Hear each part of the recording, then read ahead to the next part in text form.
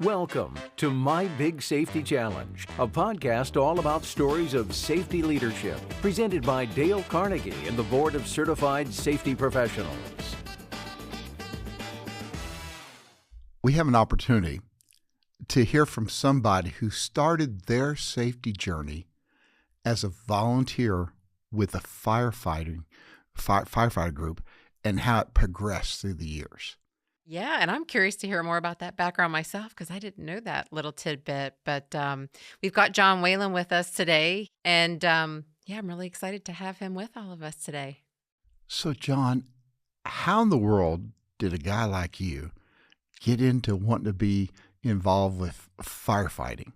Yeah, that was kind of I think a weird one-off just roadmap that I took. I was 16 years old and I was in high school at the time. And I was looking for something, I think, a little more adventurous than what I was finding amongst my high school. We had, I think, it was probably about 3,000 students total. And, I had done the extracurricular activities, but I was looking for, I'd say, more excitement in my life. And so just on a whim, I went by our volunteer fire department and I was like, hey, can I join? And they said, are you 16? I said, yeah. And they said, yeah, absolutely.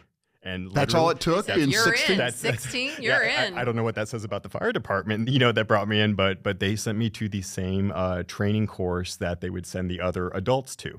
So I would go to school during the day, and then at night I would go, I think it was 3 times a week. I would do 2 nights during the week, and then 1 on the weekend. We'd have a full day of training. And I did that for, I think, 3 months. And after 3 months, I was released as a probationary junior volunteer. So the only thing I couldn't do was go into burning buildings, but everything else I could do. So, for example, other things you could do, what did that include? Jaws of life. So 16 years old, went to high school during the day. Then afternoon, I have my, little pager on me from the fire department. The tones go off. I, of course, go to the fire department, get on the truck, bunker gear and all. And, sometimes it was just me and the officer in charge, and it was us leading the scene. So 16-year-old, and of course they were providing the oversight at the time, but, go ahead and, we're going to cut here on the car. We need to avoid this. We need to put the airbag protector to stop it from deploying, coming out. So it was a really, I think, exciting experience, more so because no one else in my high school was part of that either. So it was, there was things that would make the news, and I was on the news that night wearing my shirt and then back at school the next day. Now, this sounds like Clark Kent and Superman, sure business student by day and rescuer by. Yeah, no, it was really exciting. I'm very fortunate for, I think, all of the training, and the experiences that I got from that. And what I really enjoyed was the chaos of the emergency, and then watching it slowly restore order, or get it to a point where you could have I would say the other people come in and take over from that point, whether that was the EMS crew coming in because we got there before them, whether that was the law enforcement officers after that, or even remediation for cleaning up after a fire. Our job was to stabilize and normalize, and then we would let other professionals come in. So it was a great opportunity for me to really, I think, learn about emergency services. That was also my first, I would say, experience with policies, procedures, standard operating procedures. I don't think any 16-year-old that's not actively working would, really have experience or insight to those types of documents. So I was fascinated that everything, there was a process to do everything, and this is how we did it. So, that was a great opportunity for me. I'd say at 16, when I turned 18, I was released full-fledged volunteer firefighter. And, to go into burning buildings. Yeah, to go into burning buildings then. So. Was there any particular event that you look back on that was memorable for you? You really felt like, wow, I made a difference? Anything like that that just stood out to you? Of course, I would say you have, I think, the ones you're responding to, they're grateful when you show up. Mm. There's a reason they called you, and again, they're looking to you to provide that either level of comfort, that knowledge, or at least to help stabilize and again restore that order, whether that's a person that's injured or again something, property damage, car accident, house on fire.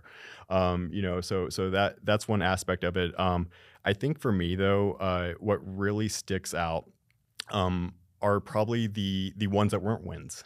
As weird as that may sound, but that's where I learned a lot of my, I would say, background in general. A lot of the training opportunities. We did one at a sewage plant that was undergoing construction, and I was fortunate enough to just kind of be with I would say, the district commander at the time, and I watched all the crews come in. And so one by one, an ambulance crew would walk up to an open pit. The commander would say, "All right, lay down next to that pit. There's hydrogen sulfide in that pit, and you just succumb to it." And so in my head, I was like, "Oh wow, I didn't even think of that ahead of time." So those were the experiences that I think really helped instill a lot of the foundational background that I come to know today. Thinking about the what ifs, or did you consider this aspect? One of the things that I think is very intriguing, you made a choice as a 16-year-old Mm-hmm. that helped in some ways guide what you would do with your life work. Yep.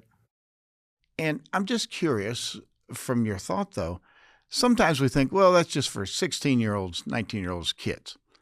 How much do you suppose for the average safety professional, the normal safety professional, decisions they make along the way can continue to have a huge effect in their life going forward? I definitely think the opportunity, I would say, is probably the ability to look back and say, like, okay, what can I take away from this experience? And that's what I'm truly grateful for. Because again, I think had I just kind of started off into safety, I wouldn't have a lot of that foundational knowledge, and I would have been really greener starting off in the very beginning. I was still green as it was when once I started working on my ASP and then go into my CSP. But I think in the terms of having the background of, what is a standard operating procedure, what are variances when you have to go against that standard operating procedure, again, if you think about emergency services, you could be responding to an incident you have no insight to. Are there chemicals being released? What's happening? What's the integrity of the structure? And so being able to look back on that and piece it together now, I think in my career, helps keep me, I think, focused on what we need to do to I think continue growing and building upon that foundation.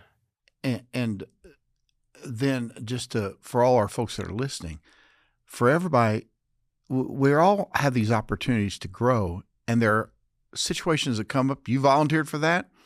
If you hadn't volunteered, I'm sure your life would have been fine. Yeah. But you never know, folks, when you have those chances there. Be willing to raise your hand and say, yeah, I'll try that. I'll help out of that. I'll take on that, because it can open up doors where you said. Yep, 100%. And I even in my role today, I still am one of the ones that throw my hands up. Like, okay, this may not be fully in my scope, but let us see what we can do to collaborate. And the one piece of advice that I'd always recommend is make sure your manager's aligned with it. But again, if you have the capacity, I think, to provide that support, insight, or guidance, I always encourage, because I think that's where those opportunities really come from. So I heard you talk about the hydrogen sulfide example, the training example, and one of the things, to this podcast, there are a lot of young safety professionals that are listening as well. And one of the things that I speak to a lot of young safety professionals about is the fact that it's okay to make mistakes. And that a lot of the time, that's when you have some of the greatest learning moments and when you can really grow to the next level. So maybe talk about that a little bit more. Yeah. No, I think that's a topic that I would encourage every health and safety professional to really be true to. I think honesty, admitting when something may be out of your scope, or you may not have that full set of skill set to actually accomplish that task. I think where I learned a lot of that was starting off in the fire department. Those are records. You shouldn't forge records. You shouldn't say, well, I really did this instead.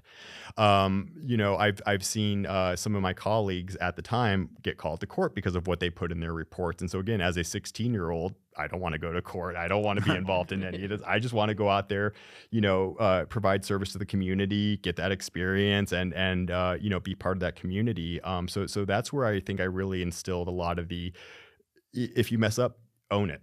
Be honest, because either way it's going to come out in the wash one way or another. And, eventually I transitioned into the medical field. Again, same thing. Those records could be subpoenaed. They could end up in a court case. They could be part of a fraud case. So I was very, I would say, mindful of, what I was capable of doing and what I was not capable of doing. And so I also have never had a problem saying, hey, I'm not familiar with this. I am not the right resource for this, but I would love to learn more. One Dale Carnegie principle that you were putting into practice there was, he said, if you're wrong, admit it quickly and emphatically. Yep. And that takes humility to be willing to do that.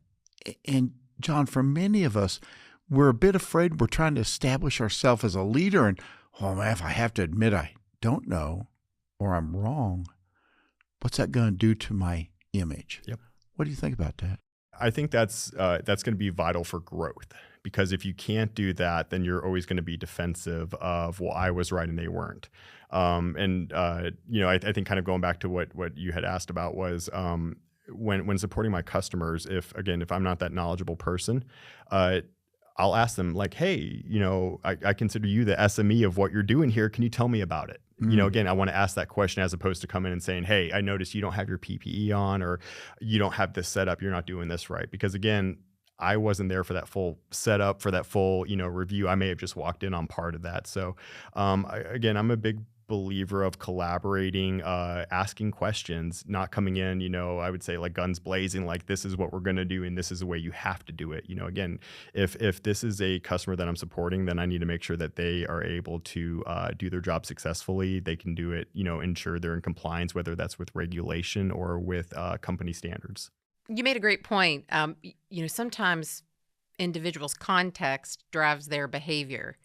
And so you mentioned, you may not fully understand the reasonings why they did what they did. Yeah. But coming to that understanding, and maybe they didn't have the right resources available at all, or the right PPE or the right equipment. So I think that's a really valuable perspective. Yeah, and I think the biggest thing that we can do as safety professionals is again, listen to our customers. Tell me your challenge. What is happening that I'm not seeing or that's making this harder for you? And how can we solve this challenge for you? And that's what I've done when I worked in the power generation industry. There were challenges with working from heights. They were taking A-frame ladders and leaning them against the wall to get into tight spaces. And, every time, why are we doing this? Well, we don't want to take down the stalls in the bathroom to have to be able to access. It's just quicker if we do it this way. And it finally got to the point where I reached out to a local retailer and I said, hey, bring every type of lifting device, ladder that you possibly can to this facility. I said, the crew here will have their purchase cards. If you can sell them a device that is legally approved to be used and they can get their job done, they will buy it.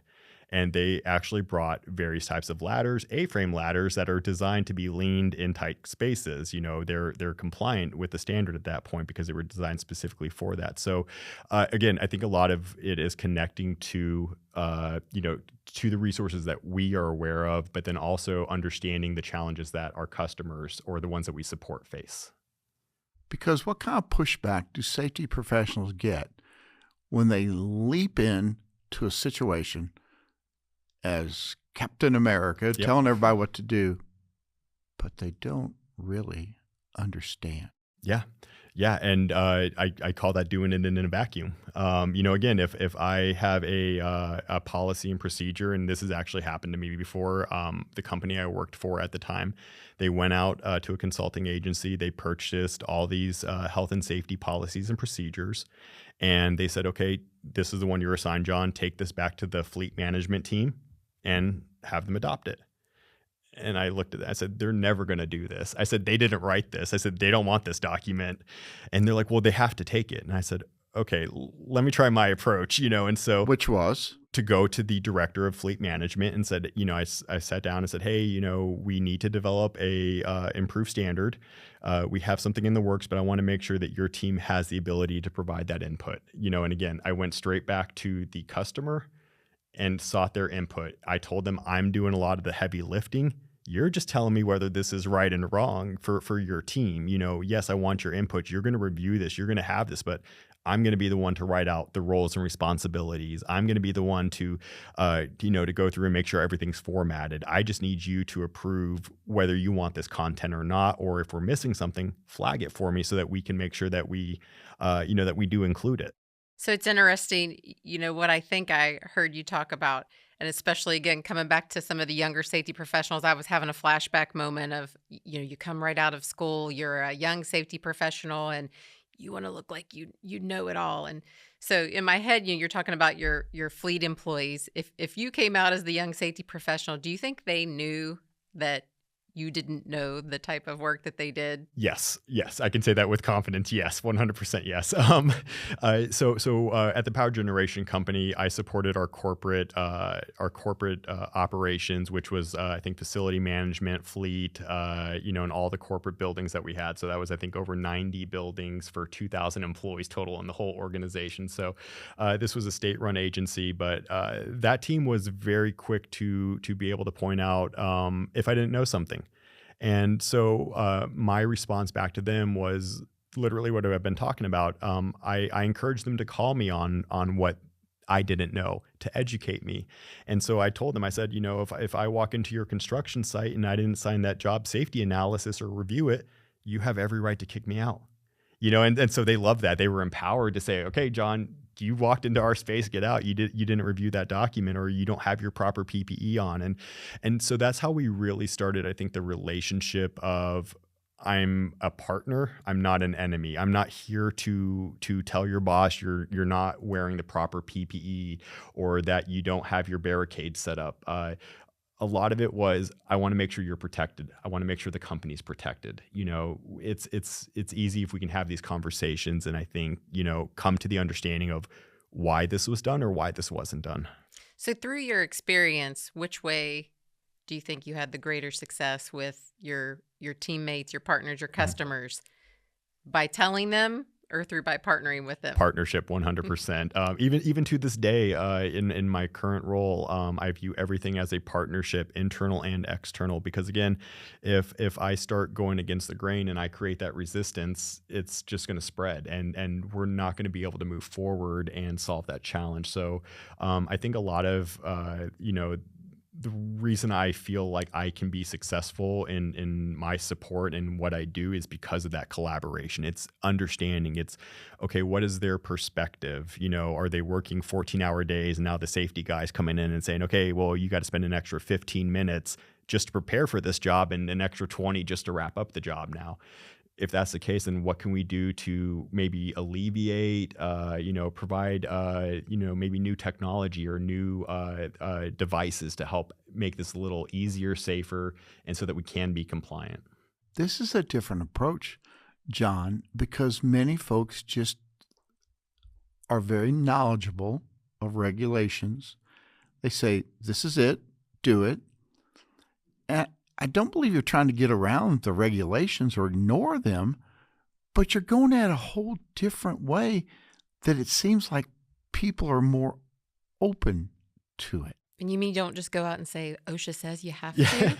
Yeah, no. Or pull out the manual and say, well, look at this. Because how does you suppose the average frontline employee feels about an OSHA regulation? I know you're just maybe guessing, but I think I have a good feeling. I see these memes online, how'd you get the job done so quickly? OSHA violations. And I laugh because I'm like, oh, that probably does happen a lot. It doesn't have to happen. I think if you look at a lot of what the core of the regulations and standards are, even some of the guidance that they offer, I think understanding really what translates into actual versus, okay, is this more, and the one I always pick on is energy isolation, doing the annual inspection of your authorized users. So every year you go through that, check, are they doing this to our company standards? Do they know how to do this? Yes. Okay. We're confirming that we're doing this still. I think I see a lot of companies that may not do that, and again, is this coming down to a lack of knowledge? Do they know that they're supposed to do this, every year for their authorized users, or, is this something that they blatantly overlook? So I think coming back, taking a step back, evaluating the applicability of the regulations, the industry that you're working in. Again, if this occurred in an open face mine, that's not going to be OSHA. It could be the same equipment, but that could be a different regulating industry. So a lot of what I do is I take that step back and say, okay, construction or general industry, and then I kind of go from there, and again, it comes back to the conversations. Hey, I noticed that, we didn't do this check that we're supposed to do, is there a reason why, and that's why I usually find out, was this, a blocker stopping them from being able to complete this, or was this something that they weren't informed about, or, maybe they just didn't see the value in it. And it sounds like what you were doing there is you were certainly trying to give a benefit of the doubt rather than which really fits in with the principle of do not criticize, condemn, or complain. Yep. And when we go in with folks who are not doing it right with the spirit of judgmental and condemning, well, that gets a pushback. Yeah. We used to call it emotional heartburn that was festering within somebody. And we wonder what's wrong with those people. It's all our approach. Yep. So you sound like you even came in to say, maybe they just, like your ladder situation, maybe they didn't know about the other types of ladder, or they just hadn't given consideration to that. So rather than just busting them, you went with a much better holistic approach. Yeah. And I think by the time I was getting ready to leave that company, the actual satisfaction I got was I had the 600 customers that I was responsible for that were, within my facilities department and corporate entities. They were calling me and texting me on the cell phone. Hey, I tried to lock out our sprinkler on campus and I can't, get it locked out. And I was like, what are you trying to lock out the sprinkler for? But they were so empowered to try to lock out everything at that point. They're like, well, we're going to be working on it. And I'm like, is it high pressure? And they're like, no. And I'm like, is there electrical? And they're like, no. And I'm like, okay, like turn the valve off, but something as simple as that, it empowered them to take ownership and safety. And that's why I say, I am not the SME of any ongoing construction designs. Everything is going to change. That all changes. And so I think what I can do is make sure that we are supported. Are we compliant with regulations first and foremost? Are we compliant with standards, company standards? Because every company is going to have different tolerances for what they will allow or what they don't want to allow. So, that's really my approach in understanding. And then again, I love a good problem to solve. I had no idea about the A-frame ladders that you could lean until I called that company. Like, tell me about every device you have working at heights. They said, we have all this. And I think they probably brought out about 15 different types of ladders that day. So one of the ways that we met is through dealing with contractor safety, and I know that's a role you're currently in. If you could tell us and all the listeners, what it is that you really enjoy about working with contractor safety. This has been a fascinating, I would say, role for me because nothing is the same. All contractors are different. All contractors have a different way of approaching things. So are we talking, general contractors? Are we talking trade civil contractors, equipment providers that come in and do like commissioning to make sure the equipment, is rated for what was spec to us? All of those, it's very insightful to be able to kind of see how they operate their EHS system, and then ensure that they're set up for success when they go to one of our projects. I would say more so, so if we're looking at it like that, again, helping them be able to scale for what we're doing, understand our requirements. I think every company has their own internal requirements. Some are more stringent than others. Again, how do we take I would say a minimalist company who's just meeting the minimum regulatory requirements and get them to be able to scale, for large operations, or to be able to handle multiple projects in multiple geographies. So I would say it's a constant. I don't want to call it a challenge. It's fun for me to be able to say, okay, this is what we can anticipate, or this is what we can expect as part of this, and these are the support mitigation controls we need to implement to ensure that we are successful. So over the years, I've noticed with contractor safety in particular, I spent 20 years on the owner side, and then I've also been on the contractor side. I've noticed that owners can often approach it in kind of one of two ways. They can approach it as, you're a contractor, you're not my worker, I'm going to look the other way, you do your work, come in and do your job and leave. And then there's owners who approach it as a partnership and a valued partnership approach. What's your thought on that? I am definitely value partnership because again, if I go to one of our projects and I start telling a contractor again, and whether it's a general contractor to a equipment provider, if I start telling them how to do their jobs or why this, they're not doing it the right way, I'm just going to start rubbing a lot of people the wrong way, and we are not going to be successful. We are not going to have a partnership because they're going to be like, oh, here comes John again. He's going to tell me how I don't know my own job, and they're the ones who hired me, So I always like to make sure that our stakeholders are informed. Make sure those open lines of communication, again, make sure your contractors can talk up that chain of command because they have people they report to. So information doesn't always, I would say, flow back to the person you want it to, but you do need to make sure that you have those conversations, and that I think you're being respectful. You're giving them the opportunity to provide their subject matter expert. Again, it's always deferring back to them. Tell me why we're doing this, or how did this happen? Did we consider this? And again, it's not got you moments. It's really to start those dialogues of conversation so that, again, root cause analysis. How did we end up here? And let's kind of start working backwards to try something different. I hear in your words, in your approach, such a respect for people. I was just going to say the same thing. Great minds really do run together. How did you learn that? A lot of it was from the hospital. Again, now, tell us just a little more about that. Yeah.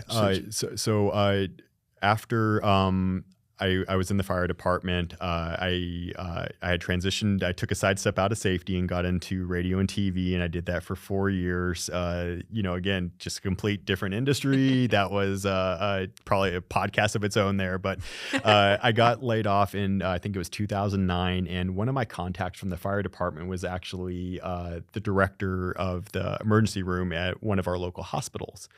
And she said, "Hey, John, I know you're also a scuba diver. We're opening up hyperbaric chambers. Would you want to come, do this?" She knew I was looking for work. And again, I knew hyperbaric chambers for scuba diving, but not in the sense of medical treatments. So I was like, yeah, again, I knew nothing about it. They sent me to the school. I did that. And I had the ability to kind of start that program there. And so at that location, I was the hyperbaric technician. Medicare and Medicaid required, if you get funding from them, they would require certain positions like a safety director. And that's probably just more so a title, for that. But the basics was, making sure you had equipment checks, that you had emergency response procedures developed.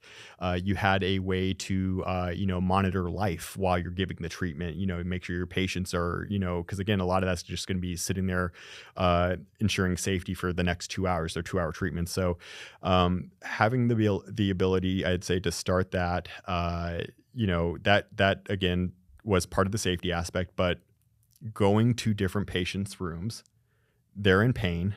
They don't want to do what I want them to do. I need to try to get them up out of bed. We need to get them into treatment. They're like, no, I don't want this.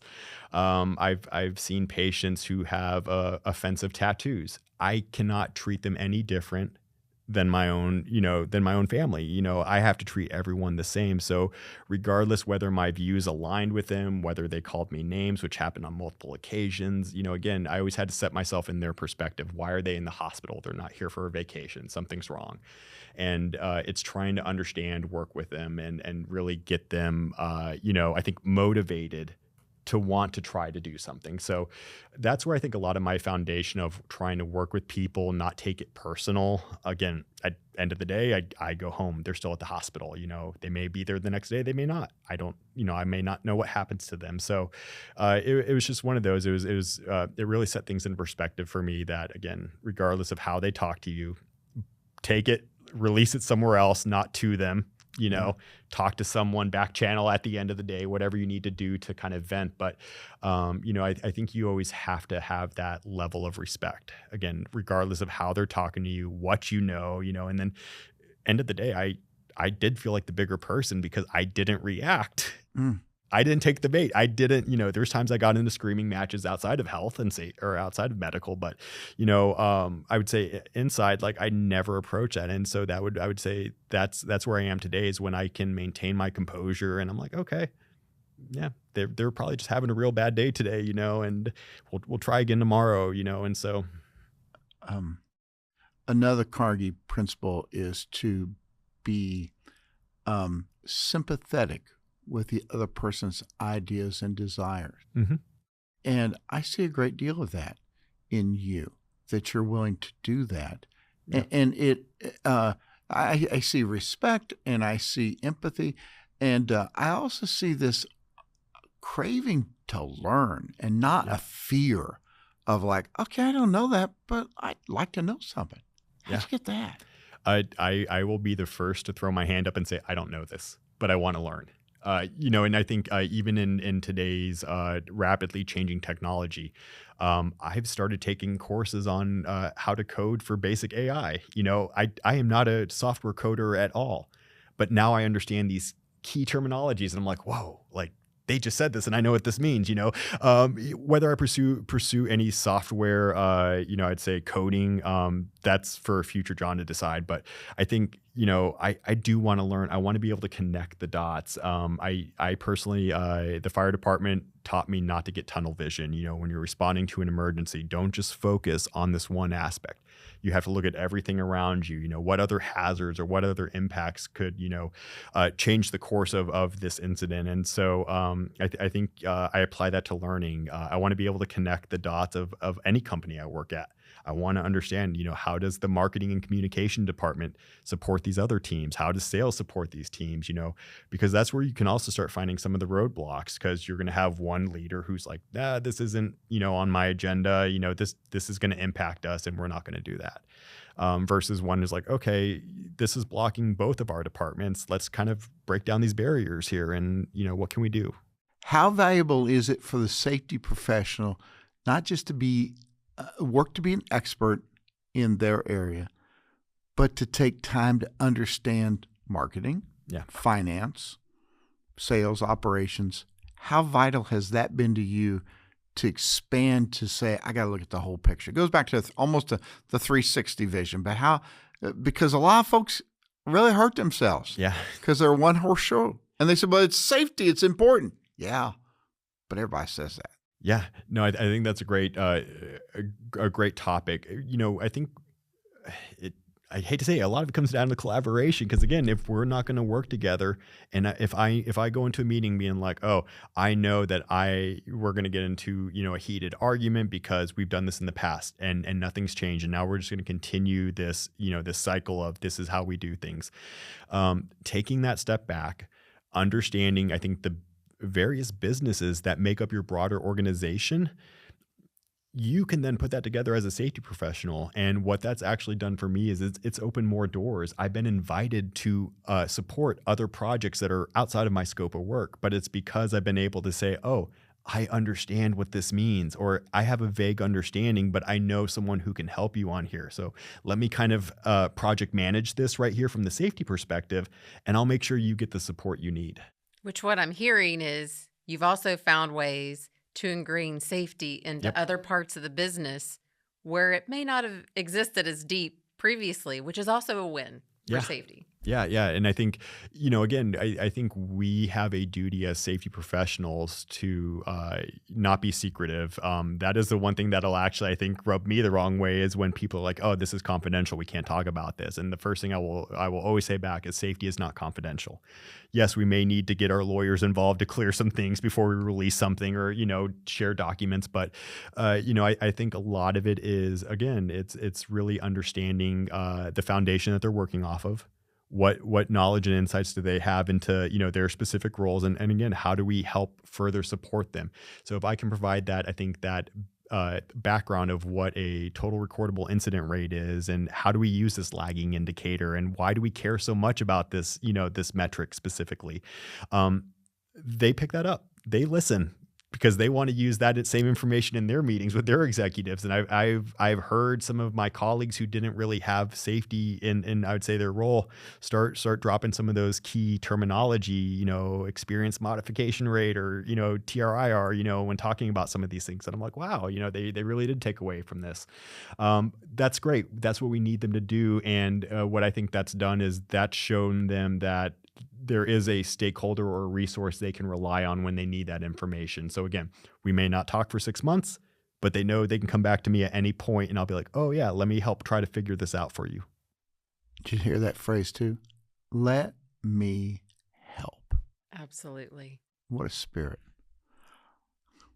Is it true that at one point in your life, you were helping to oversee the safety of archaeologists? Yes. Was that Indiana Jones you were doing that for?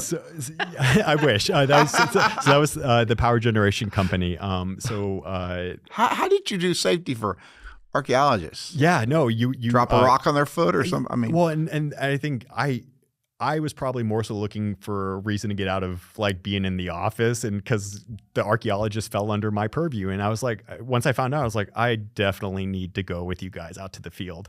And they were some of the greatest team members ever. And so first thing I did, why do we have archaeologists at a power generation company? And they said, we are here because we have 260 miles of transmission lines, and these go across private property. So every time we go onto someone's property, we have to go do an archaeological dig to see if there was any like Native American artifacts in the ground. And I was very fortunate enough to go out there when they did find some things. And, it was a great experience. So as a safety professional, first things that came to mind, the exposure to like, insects or plants. There was times that they had to crawl through brush to get to some of these locations because they are not in there's no easy access to, again, when you're talking about a transmission line along a riverbank, with overgrowth. So those were some of the things that they would face. But there was ergonomics, squatting, static positions, and so again, have y'all considered like, the fatigue mats, or, is there anything you can do for padding on your knees? Or, one had a cut one time and arm was bleeding and it was a superficial cut, but my recommendation was, okay, even though this is minor to you, report it, because if you don't, and 3 months later you have a really bad infection, there's no documentation of it. So a lot of it was that, okay, tell me what you're doing, let's understand this. And then, what can we do to make this a little safer for you? Like, let's get your input. If this doesn't work, let's try something else. The one thing I do have to say about the archaeologist, they were digging. I saw someone pull something out of the ground once, stick it straight in his mouth, pulled it out. Yeah. And I was like, what is that? And he's like, oh, that was a piece of bone. And I was like, okay, so future, like, let's not do that, but that is how they did their jobs. That's what they did in the field. And I'm sure that was probably something that was taught to, him, when he was starting out too. But, and again, it was fascinating to watch all this happen. And then they took all those artifacts and they put them back in the hole and buried it. Wow. They didn't turn it in because they would have to pay to have it itemized and categorized. So as long as they didn't disturb it more than they had, they would just rebury it. And you have such a fascinating background and history, and from one end of the spectrum to the next. But everything that you've described and that you've been through, there's been some element of safety and health connected to every single one. Thinking about all of that, What advice would you give to someone who's just newly coming into the safety world? Be curious.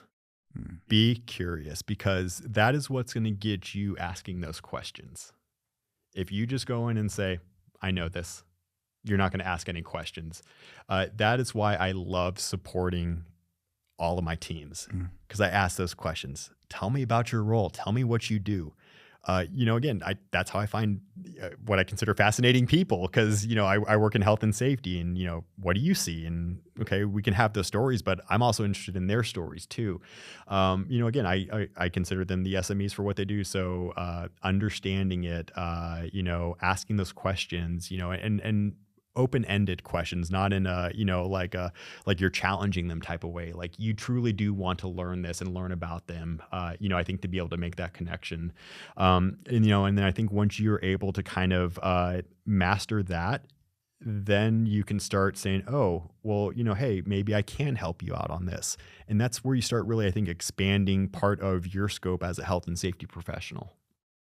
So what we've been hearing here, and unfortunately our time is about done, is, John, you have approached things with a respect for people, with a spirit of awe and curiosity, and that has opened up your ability to make these connections, and people feel safe around you.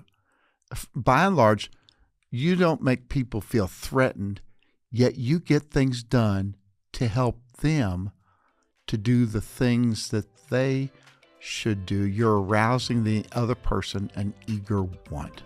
Yeah. And thank you so much for taking your time to come share these insights with all these listeners today. Well, thank you for having me. Fantastic, John. Thank you so much. John was a very multifaceted person with a multifaceted background. What was just a gain that you got from this conversation? Yeah, wow. I mean, his experiences are something else. One of the biggest takeaways that I took away from his conversation was really to just be curious and ask questions, and then to follow up on that, the extreme importance of collaboration, no matter where you are or what you're doing.